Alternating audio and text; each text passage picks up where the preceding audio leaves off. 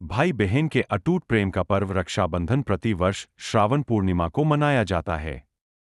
ये सदियों से भाई और बहन के प्रेम का परिचायक है।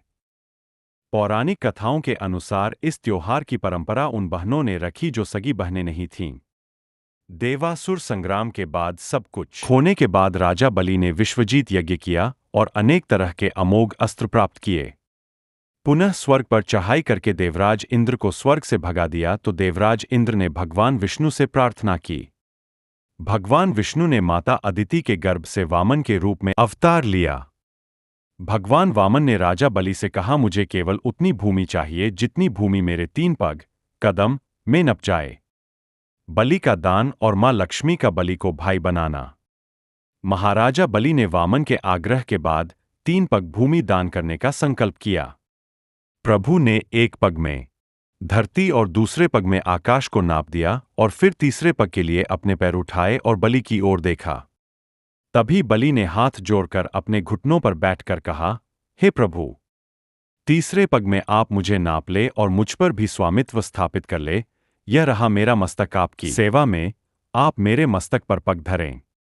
भगवान विष्णु ने बलि की भक्ति से प्रसन्न होकर हमेशा बलि के सामने रहने का वचन दे दिया। तब माता लक्ष्मी ने राजा बलि को रक्षा सूत्र बांधकर भाई बनाया और फिर भगवान विष्णु को लेकर बैकुंठ गईं।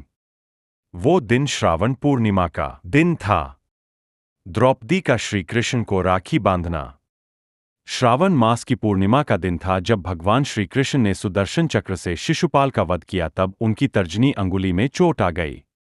द्रौपदी ने अपनी साड़ी को फाड़कर उनकी अंगुली पर पट्टी बांध दी। भगवान श्री कृष्ण ने इस उपकार का बदला चीरहरण के समय द्रौपदी की लाज बचाकर चुकाया। रानी कर्णावती का हुमायूं को राखी भेजना।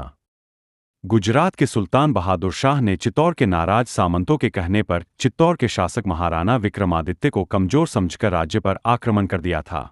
इस मुसीबत से निपटने के लिए कर्णावती ने सेठ पद्मशाह के हाथों हुमायूं को राखी भेजी थी और सहायता मांगी थी। हुमायूं ने राखी का मान रखा और इसे सहेज स्वीकार किया। उन दिनों हुमायूं का पड़ाव ग्वालियर में था। उनके पास राखी देर से पहुंची। जब तक वे फौज लेकर चित्तौड़ पहुंचे थे, वहां बहादुर शाह की जीत और रानी कर्णावती का जौहर हो चुका था।